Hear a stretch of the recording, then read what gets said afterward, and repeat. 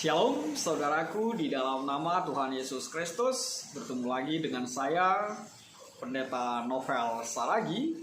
Firman Tuhan yang menyapa kita pada saat ini tertulis dalam Kejadian pasal yang ketiga, ayatnya yang pertama sampai ayatnya yang ketujuh. Namun sebaiknya kita bersatu dulu di dalam doa. Kita berdoa. Tuhan Yesus yang baik, terima kasih Tuhan buat anugerah-Mu, kasih setia-Mu yang selalu kami rasakan hadir dalam kehidupan kami. Bahkan menjadi kekuatan untuk setiap kami menjalani hari-hari kehidupan ini. Tuhan, satu kerinduan kami mau dengar-dengaran akan firman-Mu. Maka berfirmanlah Engkau Tuhan, sebab kami siap untuk menerima. Amin. Shalom saudaraku, kekasih hati di dalam nama Tuhan Yesus Kristus. Seperti yang saya sebut tadi, bahwa firman Tuhan yang menyapa kita tertulis dalam Kejadian pasal yang ketiga, ayatnya yang pertama sampai ayatnya yang ketujuh. Begini firman Tuhan, saya bacakan buat saudara yang diberkati Tuhan. Manusia jatuh ke dalam dosa. Adapun ular ialah yang paling cerdik dari segala binatang di darat yang dijadikan oleh Tuhan Allah. Ular itu berkata kepada perempuan itu, "Tentulah Allah berfirman, semua pohon dalam taman ini jangan kamu makan buahnya, bukan?"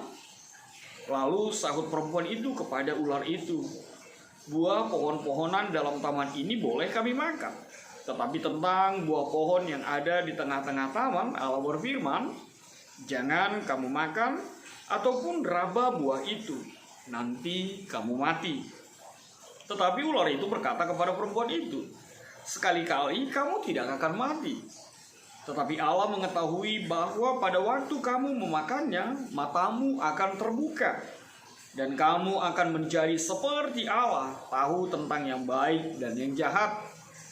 Perempuan itu melihat bahwa pohon itu baik untuk dimakan dan sedap kelihatannya. Lagi pula pohon itu menarik hati karena memberi pengertian.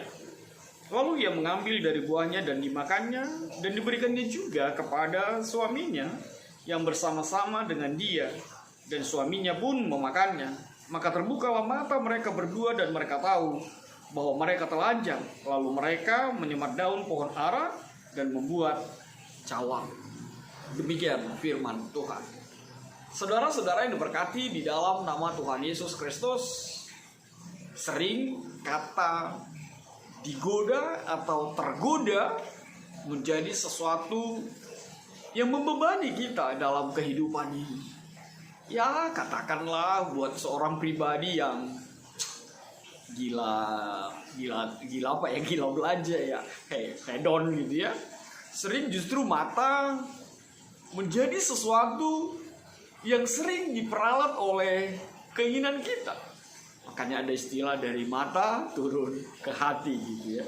Walaupun ya sering juga itu menjadi kekuatan untuk setiap untuk setiap pribadi untuk membenarkan apa yang dia lakukan. Tergoda atau digoda oleh apa yang ada di sekitar kita. Ya, biasanya ini bisa kita lihat ketika kita menginginkan sesuatu. Atau contoh yang sering kita lihat, seorang ibu pergi ke pasar atau pergi ke mall yang tadinya tidak punya berencana membeli sesuatu di luar di luar pikirannya, tapi karena matanya melihat sesuatu, akhirnya dia membeli. Makanya sering ibu-ibu pulang dari mall, pulang dari dari pasar, lalu berhitung, "Loh, kok sampai segini habis? Wah, kemana ini semua? Kemana uangku?" gitu ya. Tapi waktu belanja dia tidak memikirkan itu. Ya, para bapak juga, para suami juga suka berada di dalam situasi itu. Pemuda juga suka sering berada di dalam situasi itu, tergoda oleh apa yang dilihatnya. Bapak Ibu, di dalam kehidupan kita, terkhusus pada saat ini, firman Tuhan mengajak kita untuk sebuah godaan yang menjatuhkan dan membuat manusia itu jatuh ke dalam dosa. Apa itu? Firman Tuhan mengatakan ada sebuah godaan yang dipakai oleh iblis yang dikemas begitu baik sekali. Kemasannya begitu luar biasa sekali. sehingga dia mampu memperdayakan manusia pertama itu. Apa kekuatan yang dipakai iblis itu? Tidak lain adalah dia memakai ular. Itu sesuatu yang piawai sekali untuk bermain-main begitu ya. Kita melihat bagaimana ular yang dengan gayanya lemah gitu, berlumlai-lumlai atau apa segala macam itu, bisa berkelit apa segala macam itu salah satu mau menyatakan bahwa begitulah iblis itu, yang bisa bermain-main, yang bisa berdansa, yang bisa mengolah sesuatu untuk memperdaya dirimu, untuk menggoda dirimu. Begitulah bentuk godaan itu. Ya, lihat saja ketika kita berada di dalam suatu tempat dan ada sesuatu yang menggoda kita, macam alasan.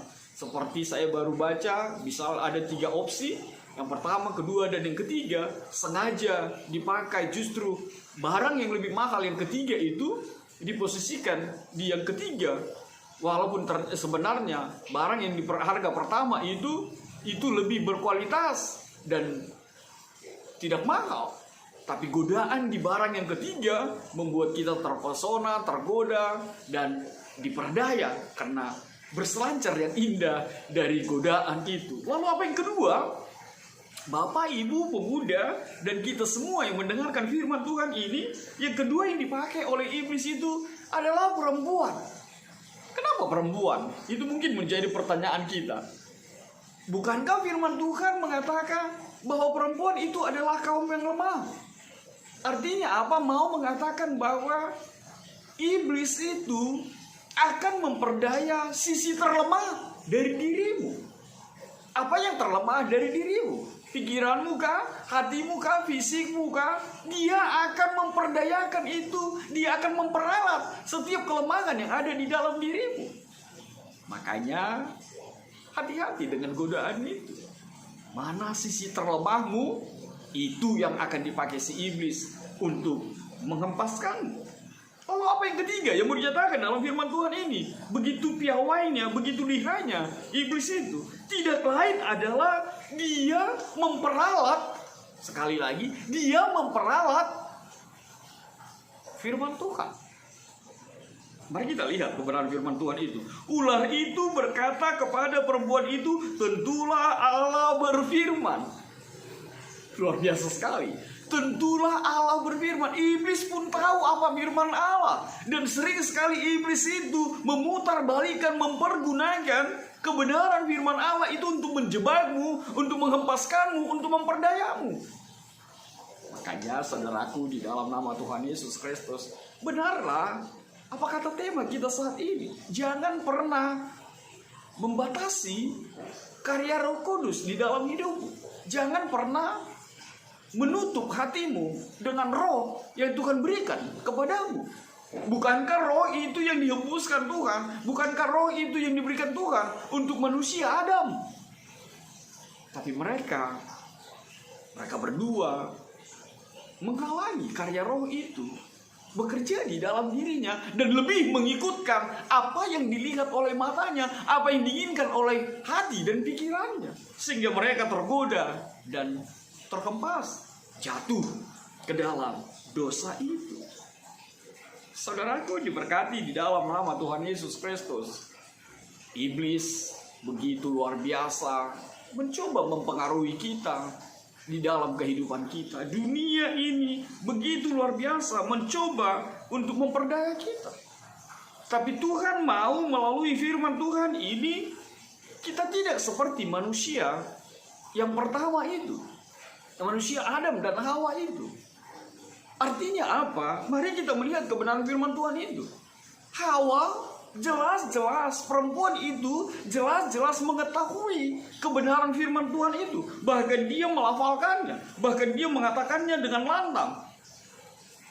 Lalu sahut perempuan itu kepada ular itu, buah pohon-pohonan dalam taman ini boleh kami makan, tetapi tentang buah bla bla bla bla bla bla bla gitu ya. Artinya apa? Perempuan itu bisa mengingat, menghafalkan apa perintah Tuhan. Bukankah kita sering juga berada di dalam situasi itu? Kita bisa hafal, kita bisa menguasai firman Tuhan tertulis di mana, di kitab mana, ayat berapa. Tapi bukan itu yang Tuhan mau izinkan terjadi atas setiap kita. Bukan bicara tentang menghafal kitab-kitab suci, lalu kita dengan lantang mengatakannya. Tidak. Tapi bagaimana firman Tuhan itu bukan hanya sekedar pengetahuan, bukan sekedar bicara tentang intelektual, tapi juga bicara tentang hikmat dan kebijaksanaan yang digerakkan oleh Roh Tuhan yang bekerja untuk setiap kita. Kalau hanya tahu firman Tuhan seperti yang saya katakan tadi, iblis pun tahu firman Tuhan. Iblis pun tahu apa yang Tuhan mau di dalam kehidupan kita. Lalu bahaya yang sering mengempaskan kita tidak lain adalah apa yang dialami atau apa yang dilakukan oleh perempuan itu, oleh manusia itu. Apa itu? Kita sering sekali membuka keran, kita sering sekali membuka peluang, kita sering sekali coba-coba, kita sering sekali berkomunikasi dengan sesuatu yang tidak diberkati Tuhan, yang tidak direstui Tuhan, yang tidak diinginkan Tuhan di dalam kehidupan kita. Perempuan itu membuka komunikasi itu, perempuan itu membuka keran itu, dia mau berdialog dengan iblis. Dan itu akhirnya mengempaskannya. Makanya saudaraku di dalam firman Tuhan, jangan pernah membuka dialog, jangan pernah berkomunikasi dengan iblis itu, jangan pernah membuka situasi yang bisa menjebakmu, yang bisa memperdayamu di dalam kehidupanmu. Sebab hidupmu bukan untuk coba-coba. Jangan buat iblis melenggang di dalam hidupmu, menari-nari di dalam hidupmu. Sekali engkau tergoda, maka dia akan berkuasa di dalam kehidupanmu. Maka lebih baik katakan tidak. Putuskan hubungan dengan iblis itu. Jangan beri peluang, jangan beri kesempatan, jangan pernah berkomunikasi. Bukankah juga banyak yang kita jumpai dalam kehidupan ini, banyak pribadi yang terhipnotis katanya ya, yang diperdaya dengan segala sesuatu, janji-janji. Mama minta pulsa, mendapatkan hadiah dari salah satu apa sih namanya yang jual-jualan online itulah ya, kasih janji-janji Anda mendapatkan ini, lalu kita berdialog, lalu kita bagaimana, apa segala macam, kita membuka keran, kita membuka ATM kita memberikan uang dan sebagainya, dan akhirnya semua dikuras apa yang ada pada kita. Sekali lagi saudaraku, jangan pernah mencoba-coba, jangan pernah membuka komunikasi dengan iblis itu. Engkau akan terjebak, engkau akan terhempas di dalam kehidupan itu. Lalu apa yang berikut? Benar, Tuhan kasih mata bagi kita. Tapi percayalah, tidak semua yang indah itu, sekali lagi, tidak semua yang indah dan menarik dipandang oleh mata itu adalah baik. Jadi teringat falsafah kuno itu ya. Kalau pahit jangan langsung dimuntahkan. Kalau manis jangan langsung ditelan. Kalau indah dipandang oleh mata kita, jangan langsung jatuh hati. Sebab mata kita bisa berbohong. Sebab mata ini bisa salah. Sebab pikiran kita bisa salah. Makanya kembali kepada tema kita. Biarkanlah Roh Kudus itu bekerja di dalam diri kita. Biarkanlah roh hikmat, kebijaksanaan yang bersumber dari Tuhan itu yang berotoritas dalam kehidupan kita. Sehingga ketika mata kita melihat sesuatu, kita mengolahnya. Lalu kita bertanya kepada Tuhan, benarkah itu menarik? Sebab Tuhan lebih tahu apa yang kita butuhkan dan apa yang kita perlukan dalam kehidupan kita, melebihi dirimu sendiri. Bukankah itu yang menjebak perempuan itu? Dia melihat pohon itu baik untuk dimakan, lalu dia memakannya. Saudaraku di dalam nama Tuhan Yesus Kristus, tidak semua yang baik dilihat mata kita itu baik buat kita. Sebab banyak sekali yang dibungkus dengan baik tapi isinya sebab banyak sekali yang kelihatan manis, menarik, tapi isinya. Maka bijaklah menentukan sikap. Dan itu sangat juga mempengaruhi kehidupan kita. Apa itu? Ketika kita bijak menentukan langkah dan sikap kehidupan kita. Itulah yang hidup di dalam Tuhan itu. Apa itu? Sejak awal Tuhan memberikan kehendak bebas bagi kita. Tuhan memberikan free will and free act bagi kita. Kita bebas melakukan apapun, kita bisa menentukan apapun. Seperti apa yang dikatakan Tuhan kepada Adam dan Hawa. Mereka bebas memakannya, mereka bebas mengolahnya. Tapi ingat, pohon yang di tengah-tengah taman ini, selalu Tuhan berikan kehendak bebas bagi kita. Sebab Tuhan mau kita menjadi pribadi yang hidup di dalam kebenaran firman Tuhan. Tuhan tidak mau kita seperti robot atau apa yang ditakutkan orang. Kita diberi chip, lalu kita diatur mau melakukan apapun. Kita bebas di remote, lalu kita bergerak kemanapun, dikendalikan oleh sesuatu. Tidak, Tuhan selalu berikan kehendak bebas bagi kita. Kita bebas melakukan apapun. Kita diberi akal pikiran.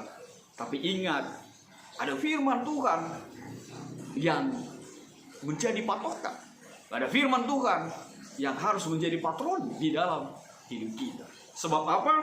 Ketika kita salah melangkah, lihatlah ketika apa yang dikatakan oleh firman Tuhan ini. Mereka termakan oleh godaan itu, mereka menerima tawaran dari iblis itu, maka akhirnya mereka mendapatkan apa yang dikatakan oleh firman Tuhan itu. Terbukalah mata mereka berdua dan mereka tahu bahwa mereka telanjang. Lalu mereka menyemat daun pohon ara dan membuat cawat. Apa yang dimaksud dengan keterlanjangan di sana? Tidak lain adalah keterlanjangan yang dimaksud di dalam firman Tuhan ini. Manusia yang jatuh ke dalam dosa itu akan kehilangan jati dirinya. Itulah keterlanjangan itu. Manusia kehilangan jati dirinya. Yang kedua, manusia itu menjadi putus hubungan dengan Tuhan. Yang ketiga, manusia itu tidak lagi digerakkan, tidak lagi dikendalikan oleh Roh Tuhan, tapi dia dikendalikan oleh keinginannya sendiri. Dan itulah dosa itu. Dosa itu menyebabkan manusia, menyebabkan kita terpisah dari Allah. Dosa itu dikatakan di dalam bahasa aslinya adalah hamartia. Dan lebih parah lagi, seperti apa dikatakan hamartano. Itu bicara tentang kehilangan jati diri itu. Jadi bukan hanya persoalan melakukan dosa, tapi kita kehilangan jati diri dan memisahkan hidup kita dari keinginan Tuhan di dalam hari-hari hidup kita. Maka saudaraku, apa yang bisa kita tegaskan dalam firman Tuhan saat ini? Yang pertama, jangan pernah berkomunikasi dengan iblis. Jangan biarkan engkau diperdayanya. Lalu yang kedua, kuasailah dirimu dengan apa yang dikatakan oleh kebenaran firman Tuhan. Jangan hanya tahu dan hafal tentang firman Tuhan, tapi Tuhan mau kita menjadi pelaku-pelaku di dalam firman Tuhan itu. Lalu apa yang ketiga? Mata kita bisa salah, pikiran kita bisa salah, tapi hikmat, kebijaksanaan yang berada di sumber dari Tuhan itu tidak pernah salah. Percayalah, Tuhan memberkati. Amin. Kita bersatu dalam doa. Terima kasih Tuhan Yesus buat kebenaran firman-Mu. Biarlah firman-Mu Tuhan menjadi kuat kami, sehingga kami mampu menjalani hari-hari kami, bahkan mampu melawan setiap godaan yang hadir dalam kehidupan kami, sehingga hidup kami semakin berarti. Karena Engkau Tuhan dengan Roh Kudus-Mu berkarya atas setiap kami. Dalam kasih-Mu Tuhan, kenyahkanlah virus corona ini. Amin.